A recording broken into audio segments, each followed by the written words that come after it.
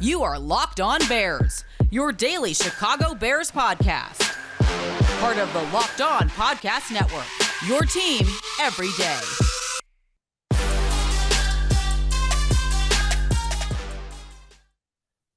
Whoever the Chicago Bears hire as their next head coach may want to keep some of the current assistant coaches around, but some of them for sure shouldn't be back. This is Locked On Bears, and I'm your host, Lorin Cox. I'm an analyst for Pro Football Focus, and I'm here to bring you your daily, in-depth Chicago Bears news and analysis. You can follow me on Twitter at CoxSports1.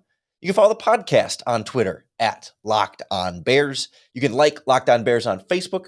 Join the Locked On Bears Facebook group for even more Bears talk. And make sure that you hit that subscribe button on the Locked On Bears YouTube channel to keep up with all of the video podcasts as well.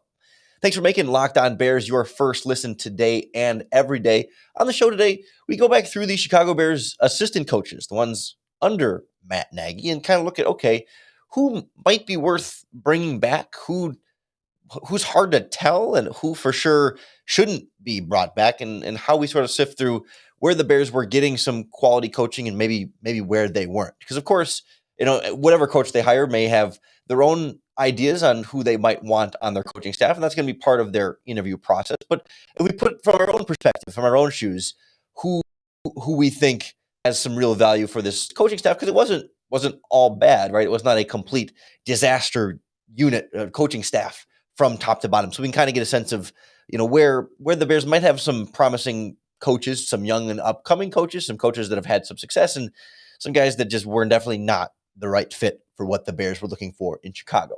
And I think as I look at the coaching staff, there's only a few that stand out to me as like very clearly, obviously, strongly for sure, yes or no. Like there's the larger group is sort of somewhere in the middle where there's some stuff to like, but not everything was great, and it's sometimes hard to tell from the outside exactly. But the ones that are very much clear and obvious for me is, I think for sure we don't want to see offensive coordinator Bill Lazor brought back, right? We don't want to see the next head coach come in and say, you know what?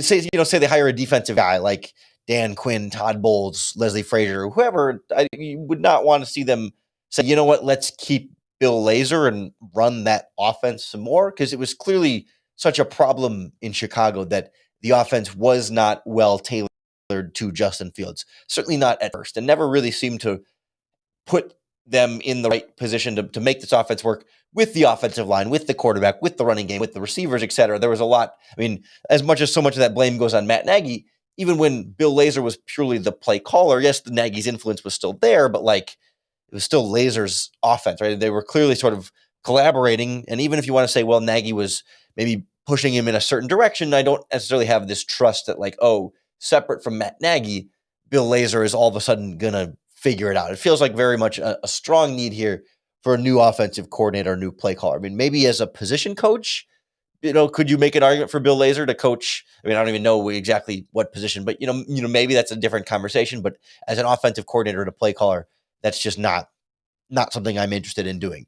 And same thing, I think the main position coach that stands out as like was not seemingly getting the most out of players all that well and not developing players over his years in Chicago. His wide receivers coach, Mike Furrey, seems like a cool guy, seems like a nice guy, seems like, there's nothing against him personally, but like the Bears could not develop wide receiver talent. Darnell Mooney came in as a rookie, played really well from his very first game and got better over the 2 years, like pretty well as you expect younger players too, but it didn't seem like he was being obviously like this coach unlocked some player who wasn't good in the first place. Right? He already came in surprisingly good out of college. So I give the scouts credit, not so much the coaching staff. But we saw regression from Allen Robinson. We saw regression from Anthony Miller. Javon Wims never able to really be quite developed. And then, sort of mixed bags from Damiere Byrd and Marquise Goodwin and Jakeem Grant. Like there were some flashes from all those guys, but like there was never that consistent wide receiver development. And maybe in one individually, you can find reasons of like, well, Anthony Miller had, clearly some off the field or between the ears type thing. So maybe that's not Mike Furrey's fault. And, Damiere Byrd came in and Goodwin were here for a year. So you could start to like in each one come up with the excuses and the reasons. But collectively, there has not been that pattern of players developing, even when there were younger guys there with some potential to be developed. Those two really are the main do not bring back coaches that just feel pretty firmly like, yeah, that one's obviously like wasn't doing a good enough job or wasn't right for what the Bears want to do. And I think in the reverse, like the guys that like obviously would really want to have them back, it's also a short list. Really, the only one that I could like really definitively feel like, yes, you could see development and growth and a job really well done consistently was outside linebackers coach Bill Shuey.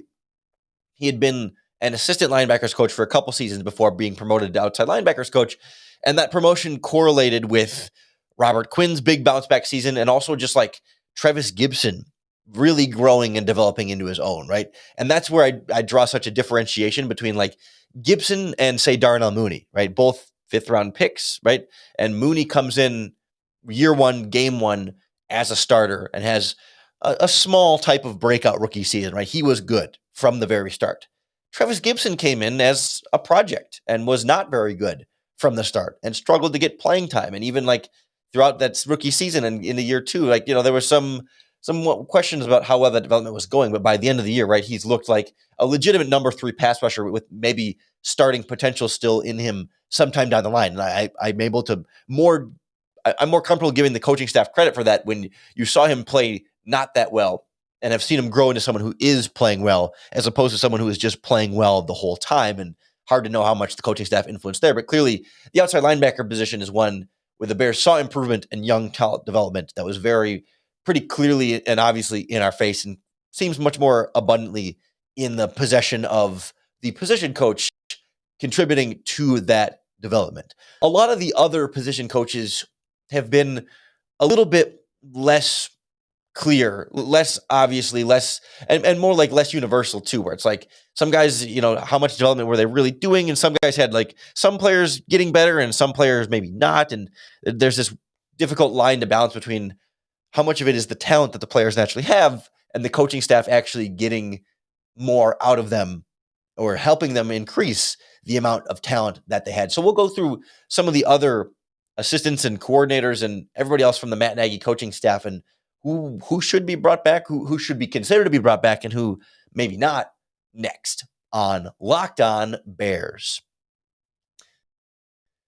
Listen up, Bears fans. I want to tell you about an incredible new app for anybody who buys gasoline. If you put gasoline in any kind of vehicle or engine, I suppose, it's called Get Upside. And listeners of the Locked On Bears podcast are making up to 25 cents cash back per gallon every time they fill up. You just download the free Get Upside app.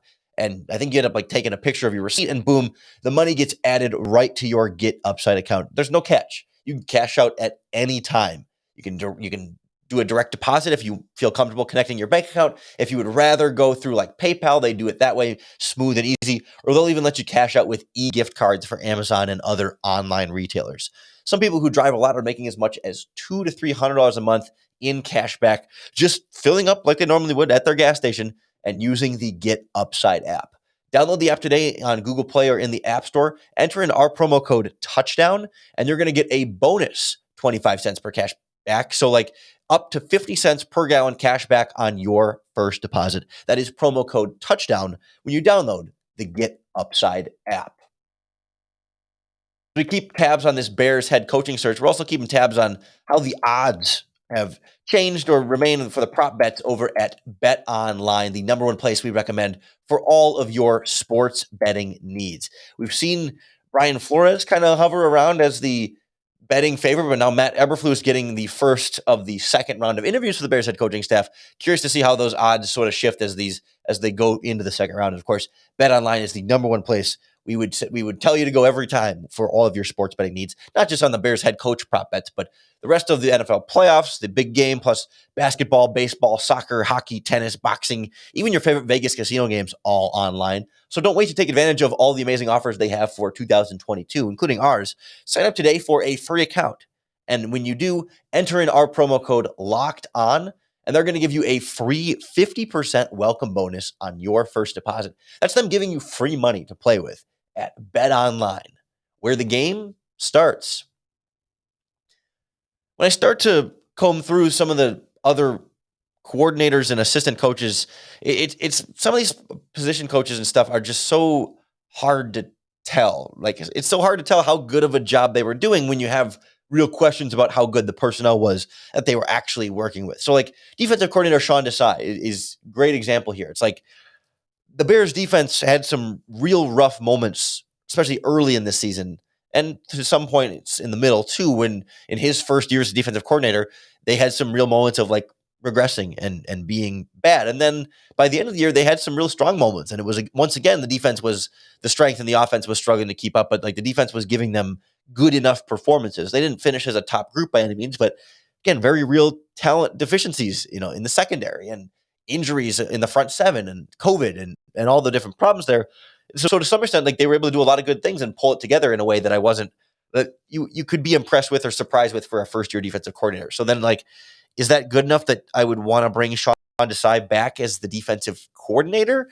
I'm not opposed to the idea, right? I mean, like, of course, if head coach has somebody that they might be more familiar with or just, somebody that they have in mind for that spot, sure, then do go ahead. But like if they're kind of open to it, I don't hate the idea. Like I know the Seattle Seahawks interviewed him or requested an interview or planned to interview him for their defensive coordinator job. So clearly, like other teams are interested and have seen enough to at least grant him an interview to consider that type of thing. Or it's like, or if you don't bring him back as a defensive coordinator, would you want Sean Desai as an assistant coach? Do you put him back to the defensive backs? But that was kind of a position where the Bears struggled and where it hasn't felt like they've necessarily fully gotten, like Eddie Jackson, that whole thing. And I mean, cornerbacks not letting Jalen Johnson, right? The DBs have had their sort of ups and downs too. So it's like, I'd like Desai, and he seems to be smart and an up and coming rising coach, but it's like, where exactly do you fit him back on your coaching staff here? I mean, if I don't know, like if you'd hate to see him go be a defensive coordinator somewhere else and thrive and feel like,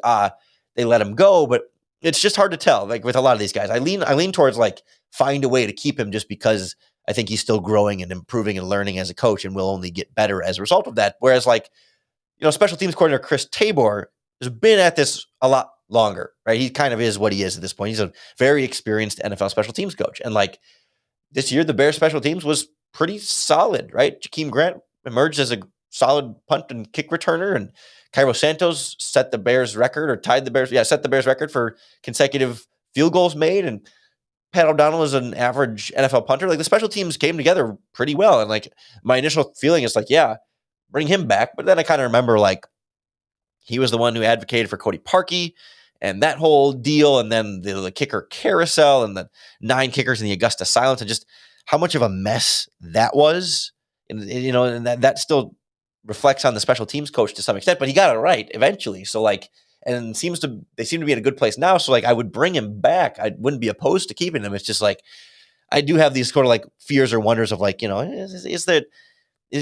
much of that was him? How much of that was Nagy? How much of that was Pace and the general manager stuff? That's why he's in this more like hard to tell category as opposed to like clearly and obviously bring him back. Cause I think I would bring him back. It's just like, I still have reservations or doubts or questions there that we don't have all the answers to here on the outside.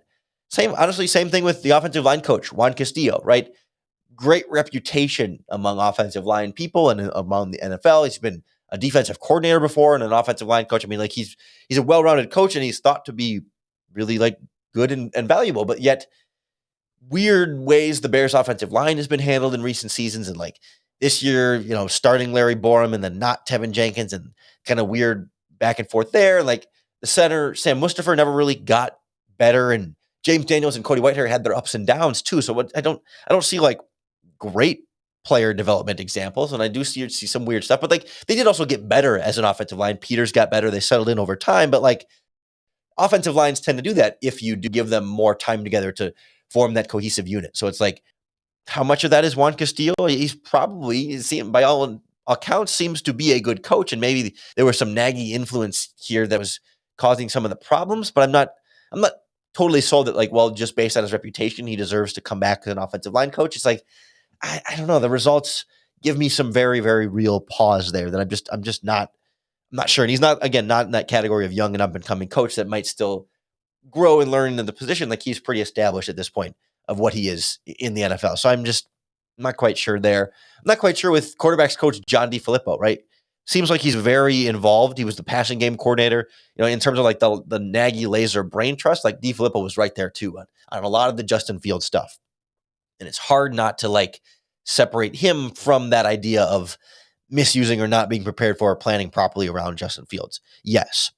But, John DeFilippo has a track record of getting more out of quarterbacks than typically they did without him. Nick Foles in Philadelphia, I think it was for some of the Carson Wentz development, and in Minnesota, I get the timelines mixed up, but I'm pretty sure he was involved with the really good year Sam Bradford had and was offensive coordinator, quarterbacks coach with him. And some of the times quarterbacks have typically overachieved in many of the seasons with John DeFilippo as quarterbacks coach. And so, like, for me, if I'm trying to actually decide on Filippo, I'm going to Justin Fields directly and saying, like, dude, like, how do you actually feel about John DeFilippo? Do you want him back as your quarterbacks coach? And I don't know if Fields has enough perspective of coaches he's dealt with to know whether DeFilippo is actually good for him or not. I mean, I'd like to think he does, and I'd give him certainly a lot of influence and benefit of the doubt on that. But I would just be curious to get Justin Fields' thoughts on that and what he wants, because I think that's what's most important about the next quarterbacks coach. And if Filippo is just too much of the Nagy laser not doing what's right for Fields guy, then get him out of here. But I think Fields would have a good sense of being able to stand up for what he wants and thinks he needs from a quarterbacks coach. Less sold on the tight ends coach, Clancy Barone. Cole Kmet has not taken those steps forward that we've been looking for him to do at that position. And so how much of that is just like the player not being stellar and not being that good versus the coach not getting more out of him? Like, we saw progress, but not drastic progress. And is that the coach's fault? Is that the player's fault? Is it no one's fault? It's kind of tell, but we didn't really see a lot of just was looking for him to develop more. And we just haven't really seen the Bears tight end position be particularly productive or robust under Clancy Barone. And maybe that's the players that they've had, but he certainly hasn't given me a lot of positive reasons, right? Maybe he's not the problem, but you're not seeing a lot of that like strong evidence as to why you should bring him back, even if there's not like super strong evidence as to why you shouldn't either. But that's why he's in that sort of hard to tell category. And then like I'll throw in the secondary coach, Deshae Townsend, real quickly, as he's listed as secondary coach, but he played cornerback in the NFL, and they have an assistant DB's coach who we'll talk about in a little bit, Mike Adams, who played safety in the NFL. So I sort of associate Townsend with the cornerbacks. And it's like, we've seen some ups and downs from this Bears secondary. Jalen Johnson's been solid, and Thomas Graham looks pretty good, but then like Kendall Vildor doesn't really take any of those steps forward. Duke Shelley doesn't really take those steps forward. Artie Burns has some disastrous moments in there. So it's like, again, is that just them being a bust of a first-round pick and some other late-round guys, or is the coaching staff not properly developing them? How much do you blame Townsend for that? I'm not really sure, because he's only been involved with those guys for however long they've been in the NFL, which hasn't been super, super long. And that's one of the problems with evaluating the coaching staff is the amount of time they've been around these players and this team. And there's a few other position coaches that are just almost like not enough information or not enough evidence. We'll go through the defensive line coach, inside linebackers coach, and running backs coach, along with the safeties coach, and kind of look at how the next head coach should handle not only those guys, but going through the whole process as a new head coach. Next on Locked On Bears.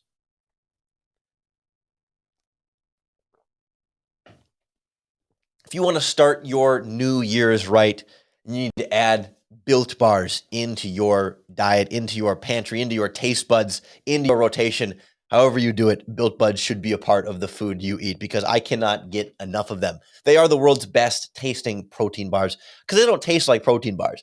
They taste like candy bars. Every Built Bar is covered in 100% real chocolate. They are soft, they're easy to chew, they're delicious. But most importantly, every flavor of Built Bar is low sugar, low calories, high fiber, and high protein. Just today, I placed a reorder for Built Puffs, and they're the churro flavored. So they got this like cinnamon sugar kind of taste to them, but then the Built Puffs have like a marshmallowy inside, and it is a excellent combination. And they were an extra 15% off on the site. So I, of course, had to take advantage of a good deal I could find there, but we can give you an even better deal. If you head on over to built.com, enter in our promo code LOCKED15, they're going to give you 15% off your next order. You can reuse that promo code. I use it today for about the 15th time I've reordered Built Bars. Built.com, promo code LOCKED15 for 15% off. A few other assistant coaches that I just can't get a good sense of, because the Bears made a couple of changes, or guys left this year's, and Matt Nagy and Sean Desai brought in new assistants, and they were just here for 2021. So defensive line coach Chris Rumpf, right? Did we see enough this year to really get a sense of whether he does a good job developing the defensive line? Goldman struggled, but he was also missed a year from COVID. So from opting out from COVID, I should say. So how much of that is on the defensive line coach? Bilal Nichols not really taking that step forward, but I don't know, did he regress? No, or did he just hit his natural sort of plateau as a 5th round pick? It's very reasonable for him to get to that point. Like Angelo Blackson had a couple of moments here and there, but I mean, he's been kind of a journeyman his whole career and wasn't stellar. I don't know that he was drastically different. And Margus Hunt, Kyrus Tonga, of course, Akeem Hicks was like hurt and COVID list stuff too. So it's like one season, I can't get a sense of whether Chris Rumpf is any good. Certainly the last defensive line coach, Jay Rodgers, was phenomenal. And it was really tough to lose him because he had developed so many good players in the defensive line. Comparatively, the defensive line coach now then doesn't seem as good, but that's not fair and that's not his fault. So I just have no way of knowing or being able to tell whether Chris Rumpf is a really good or not defensive line coach that's worth being brought back. Same thing with the inside linebackers coach, Bill McGovern, brand new this year as they sort of split the position, the linebackers coach thing into 2 separate linebackers coach positions. Roquan Smith is Roquan Smith, right? He's not getting credit for Roquan Smith. Certainly he's already is what he is. It's kind of a turnkey thing. And same with Danny Trevathan when he was healthy, right? I mean, he's an established veteran. Like, yeah, an ILB's coach isn't necessarily making a big influence on the level of play you get out of those two guys. The one that's interesting here is Alec Ogletree, who came in late in the process. So all of the offseason programs and stuff. And then Ogletree had a couple of moments of pretty good, and he was also really bad a lot of the year. And he kind of flew under the radar. Like people didn't realize how much he was struggling necessarily because he wasn't obviously missing 1,000 tackles and wasn't obviously getting burned all the time in coverage, but he was a decent amount and also really, really bad in the run defense. He had some really rough moments there. And so is that the inside linebackers coach fault? Because Ogletree he was a street free agent and nobody wanted him. I mean, he's a 1st-round bust for a reason. So it's wasn't expecting him to come here and all of a sudden be great. So I don't blame the inside linebackers coach there. It's just we don't really have evidence in the positive direction either. So it's well, after 1 year, how the hell can I tell if Bill McGovern's an inside linebackers coach worth bringing back? I mean, it's just you just can't tell. Or same thing with running back. Our running backs coach Michael Petre brought in this year. We knew David Montgomery was good, great, and then Damian Williams, veteran, played like Damian Williams always does. Khalil Herbert was a great surprise at running back, and do you give the running backs coach credit for that, or was Herbert already that good? I mean, it comes back to the same conversation we had about Darnell Mooney. Darnell Mooney was really good in his first game as a rookie. Do you give the wide receivers coach credit for that, or did he just come in that good? I tend to think if it's literally game 1, he hasn't really gotten all that much coaching overall from his position coach. And so when Khalil Herbert steps in what was it? It was game 3 of the season, but really his first real game as the lead running back, he was phenomenal. So I don't really feel like running backs coach Michael Petre gets or deserves a ton of credit for his development. So then it's well, I don't know if Michael Petre is a good running backs coach. We didn't have enough of a sample size, just 1 year of players already playing well when he got here.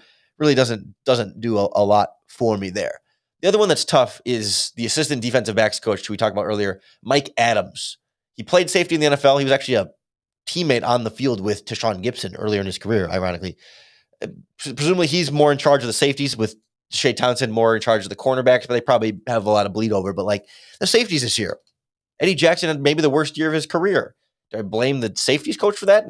Probably not, but certainly didn't seem like he was helping there. But then DeAndre Houston Carson comes in and has the best season of his career at safety. So it's is that the safeties coach too? I mean, he's only been really in this pure role for a year. So I don't know how much credit to give him for the things that went well and how much blame to give him for the things that went poorly at safety this year. It certainly wasn't good safety play, so I'm not particularly inclined, but it was 1 year. And both he and Shea Townsend are recently retired NFL players. They're in their first couple of years of doing this. And they can still grow and learn and get better as coaches and maybe become better coaches over time. So I'm less inclined to just jettison them and more inclined to give them patience and allow them to develop a little bit more in that role if you are retaining more of the coaching staff. But I don't know that I'm going to go out of my way just to retain Mike Adams because he's a young coach.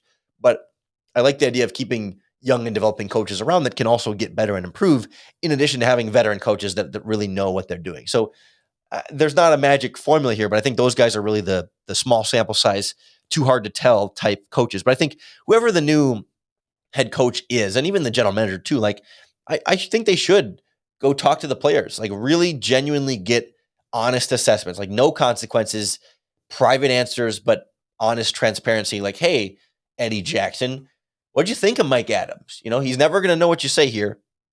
We're not going to decide or in one way or the other based on what you say either, but like, be honest with us whether you want him back or not. And it's not going to affect anything about you or your relationship with him. It's just be honest and like get that from every position in terms of like exit interviews, and then really sort of get a sense of like, okay, if the entire offensive line freaking loves Juan Castillo and thinks he's a great guy, maybe you bring him back. Maybe that's enough to sway you in that direction. Or if the running backs all love Michael Petre, like bring him back. Like if the players are good and they like the coach, there's no reason not to bring him back then. I mean, a new head coach, of course, is going to want to bring in his own guys, and he's going to interview with a plan of like who his whole coaching staff is going to be. But there's also, I think, some real value to having different voices and opinions in that room, to not just have all of the coaches' best buds, but like other people who might disagree in certain ways and have different ideas and think differently. And like being able to have that diversity of thought in the coaching staff could be particularly valuable. And maybe Matt Nagy took that a little too far when he first offensive coordinator he'd never worked with, and quarterbacks coach. I mean, it was a weird mismatch cauldron of coaches that didn't quite link up and connect all that well. So there's a balance there, but I do think there's some real value to not just being the coach's best buds and all the friends of the head coach that he knows. They could be yes men. They could. I mean, there's potential pitfalls there, in addition to the benefit that you might get from the familiarity and the synergy and all that stuff. And on the other side of the spectrum, too, the Bears' assistants might not want to be back. They might not want to work with those players again. They might not want to be in Chicago anymore. They might want a fresh start. They might get offers somewhere else, or they might want to go back to college coaching or wherever it might be. So it's just because you might want, an inside linebackers coach or outside linebackers coach back doesn't mean they necessarily will fully want to be back. Maybe on a coaching staff full of coaches that they don't know, and a coordinator they don't know, and a head coach they don't know, right? So it's not as simple as like, we want you back, you're going to be back. But I think there's some pieces there that might be worth keeping around, and definitely some coaches that are definitely not worth keeping around. It'll be interesting to see, first of all, who the Bears hire as their coach, but then also how they build out their coaching staff. You can be sure we'll keep close tabs on it and break it all down for you right here on the Locked On Bears podcast. So make sure that you hit that subscribe button to keep up with all of our daily in-depth Chicago Bears news and analysis.